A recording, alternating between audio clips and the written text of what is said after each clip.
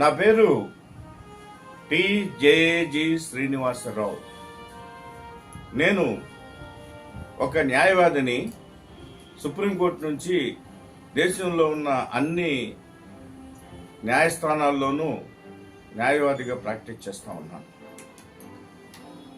ఈరోజు ఈ వీడియోలో మేము చెప్పదలుచుకున్నది ఏమిటంటే, రాధా మనోహర్ దాస్ గారు గురించి మేము అంతా ప్రార్థించి క్రైస్తవ లోకాన్ని అందరూ కూడా 29/9 ఆదివారం ఉదయం 11 గంటలకి చర్చిలో, ప్రతి చర్చిలోనూ క్రైస్తవులంతా కూడా ఏకకంఠంతో ఏక మనసుతో ఆత్మీయంగా దేవుని సన్నిధిలో పెట్టి ప్రార్థించమని అడిగినాం. దాని మీద దాదాపు కొన్ని వందల స్పందన వచ్చి కామెంట్స్ కూడా పెట్టడం అనేది జరిగింది. ఆ కామెంట్స్ అన్నిటికీ మేము జవాబు ఇస్తాం, వీడియోలు చేస్తాం. అయితే ఈ వీడియోలో చెప్పదలుచుకుంది ఏమిటంటే, ఈ యొక్క రాధా మనోహర్ దాస్ గారు ని దేవుడు పట్టుకుని క్రైస్తవ మతం ఎడల, బైబిల్ ఎడల, క్రైస్తవుల ఎడల సద్భావన కలిగించి ఈ విమర్శలు చేసే విధానం, నోటికి ఏదొస్తే అదే పదజాలాన్ని ఉపయోగించడం అన్నీ కూడా మానుకోవాలని చెప్పేసి మన విజ్ఞాపన దేవుని సన్నిధిలో పెట్టడం జరిగింది. అనేక మంది పరిశుద్ధాత్మ శక్తి కలిగిన వారు, పరిశుద్ధాత్మ పొందినవారు మాకు ఫోన్ ద్వారా కానివ్వండి, మీరు కామెంట్స్ కూడా ఒకసారి చూడవచ్చు, అందరూ కూడా ద్వారాగానే మాకు అనేక విషయాలు తెలియచేశారు. వారిలో పరివర్తన కలుగుతున్నది.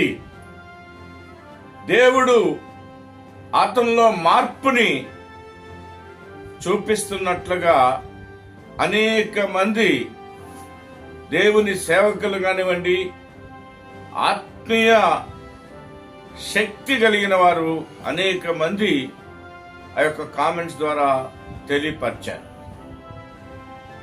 ఈ వీడియోలో మేము రాధా మనోహర్ దాస్ గారి గురించి, ఆయన మార్పా తీర్పా, అసలు ఆయన అడ్రస్ ఎక్కడ అనే అంశం మీద ఈ వీడియోని చేస్తున్నాం. అసలు మార్పు అంటే దేవుడు ఆయన్ని పట్టుకొని మార్చటం, ఆయన ప్రవర్తన మార్చటం, ఆయన భాష మార్చటం, అన్నిటిలోనూ మార్పు. అది దేవుని క్రియ. తీర్పు అంటే యేసు ప్రభు వారు బైబిల్ ప్రకారం యోధా గోత్రపు కొదుమ సింహము అని రాయబడి ఉంటుంది బైబిల్లో. సింహం ఒక్కసారి గర్జిస్తే యేసు ప్రభు వారు ఒక్కసారి వారికి తీర్పు అనేది చెప్పదలుచుకుంటే అది మామూలుగా ఉండదు. మీరు చూసుంటారు, అనేక మందికి దేవుని తీర్పు ఎలా ఉంటుందో తెలుసు. ఆ దేవుని తీర్పు ఆయన ఇవ్వడమా, లేకపోతే అనేక మంది క్రైస్తవులు వారి మనోభావాలు దెబ్బతిని ఉండటం వలన దేవుడే ఈ యొక్క క్రైస్తవుల్ని మీరే తీర్పు చెప్పండి అని అంటే, ఆయన అడ్రస్ ఎక్కడో, ఆయన ఏమిటో అనేది మనం తెలుసుకోవాల్సిన బాధ్యత ఉంది. మీకు ఈ సందర్భంగా ఒక విషయాన్ని మనవి చేసి తెలుసుకున్నాను. ఆయన హిందువులు కూడా అనేక మంది ఆయన అసహించుకుంటున్నారు. ఎందుకనంటే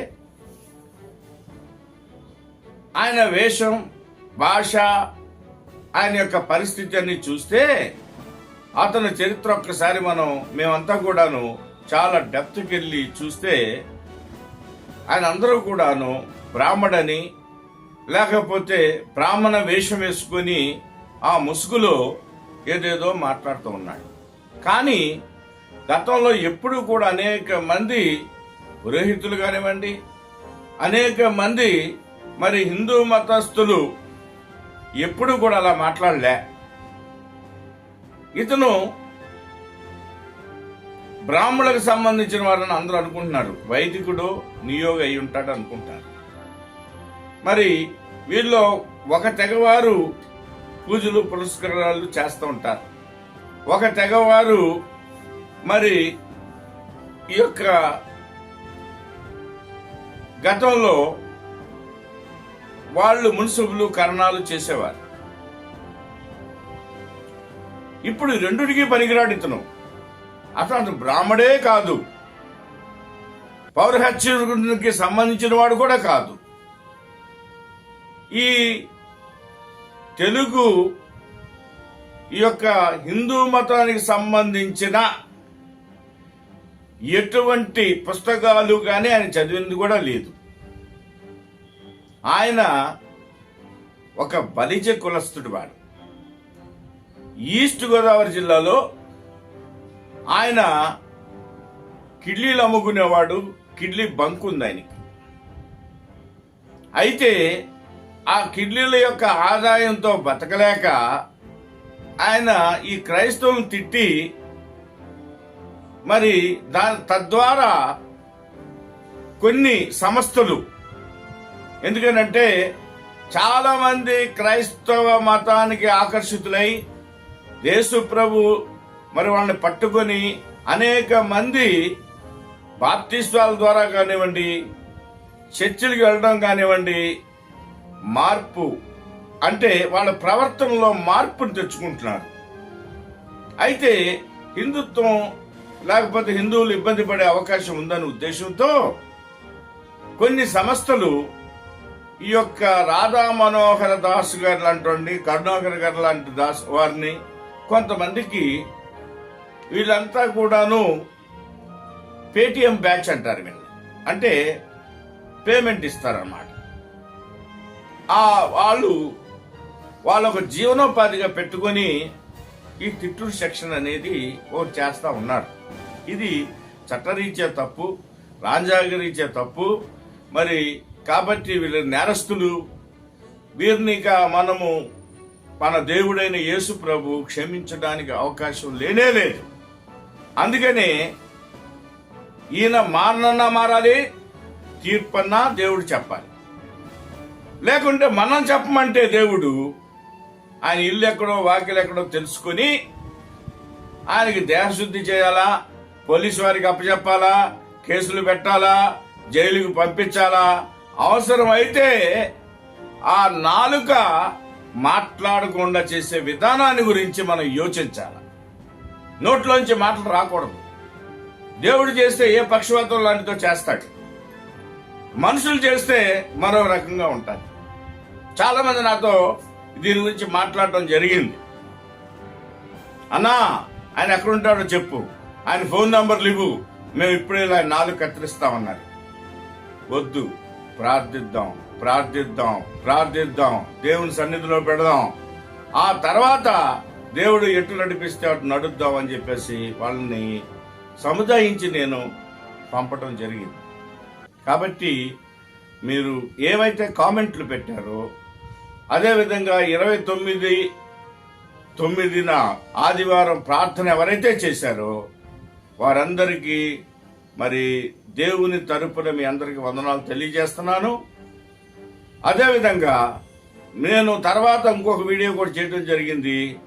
ఆయనలో మార్పును గౌరవించున్నాను, మార్పు చెందుతున్నాడు అని అనేకులు మాకు ఫోన్లు చేసి చెప్తా ఉన్నారు, ఆయనలో మార్పు వచ్చిందని. అందువలన ఆ మార్పుని మీరు కూడా గమనించండి. యేసు ప్రభుని గాని క్రైస్తవులను గాని ఎటువంటి మాటలు మరి ఆయన పదజాలం అంతా కూడాను ఉపయోగించుకోకుండా ఉంటాడని చెప్పేసి అని మనకి దేవుని సన్నిధి ద్వారా మనకి అనేకమైన మరి సూచనల ద్వారానండి వర్తమానం అందుతుంది. కాబట్టి రాధా మనోహర్ దాస్ గారి గురించి కానీ ఆయన మాటలు కానీ ఎవ్వరూ కూడా పట్టించుకోవద్దు. ఆయన నోట్లో నోరు పెట్టవద్దు. ఆయన చర్చిలకు ఎట్లాగో రాడనుకోండి, ఆయన మాట్లాడిన దానికి ప్రతిస్పందన ఉండకూడదు. ప్రత్యేకించి క్రైస్తవులను తిట్టుట వల్లే ఆయన జీవనోపాధిని పెట్టుకుంటున్నాడు, క్రైస్తవుల వల్లే ఆయన బతుకుతున్నాడు ఇవాళ. అయితే మరికొందరు నాకు చెప్పడం ఏమిటంటే, అయ్యా పగలంతా తిడతాడు, రాత్రంతా ఏసే దేవుడు అంటున్నాడట. ఏసే దేవుడు అని చెప్తున్నాడంట ఆయన. ఇది చాలా విచిత్రం కదండి. రాధా మనోహర్ దాస్ గారు, మీరు పగలు కాదు రాత్రి కాదు, ఎప్పుడు మీరు ఏసే దేవుడు అని చెప్పేసని మంచి స్వార్థికులు అవ్వాలి, దేవుని పరిచర్య చెయ్యాలి.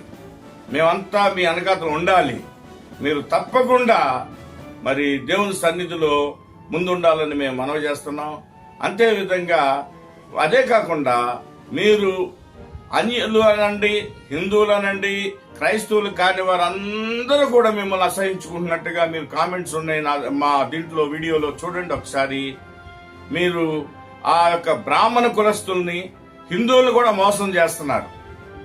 ఎందుకంటే అది మీ వేసే ఆ యొక్క వేషం అంతా కూడా తర్వాత వెనకాతలు ఉన్న పిలక కానివ్వండి, మీ యొక్క వస్త్రధారణ కానీ అంతా కూడా ఇస్కా సంస్థకి సంబంధించిందట. వారు కూడా మిమ్మల్ని అసహించుకున్న సంగతి మీకు తెలుసు. కాబట్టి రాధా మనోహర్ దాస్ గారు, మీరు అటు హిందువుల్ని, ప్రత్యేకంగా పౌరహత్యం చేసే వాళ్ళనే మోసం చేస్తున్నారు. క్రైస్తవులను తిట్టి మీరు భోజనం సంపాదించుకుంటున్నారు. ఇంతకుముందు కిటీలు కట్టుకునే వాళ్ళు మీరు ఇప్పుడు క్రైస్తవులను తిట్టుడే ఒక పనిగా పెట్టుకొని తింటున్నారు. మేము మీకు ఒకటే చెప్పదలుచుకున్నాం, ఈ పని మానేయండి. మేము సమృద్ధిగా దేవుడు మీకు ఆశీర్వదించి సమృద్ధిగా అన్ని ఇస్తాడు. బైబిల్ పుచ్చుకోండి, అది పరిశుద్ధ గ్రంథం అని చెప్పండి. దాన్ని మీరు నమ్ముతున్నారని మాకు అన్ని వర్తమానాలు వస్తున్నాయి. ఆ సత్యాన్ని ఒప్పుకోండి, ప్రజల ముందుకు రండి, మనం అంతా కలిసి పనిచేద్దామని మనవి చేస్తాం.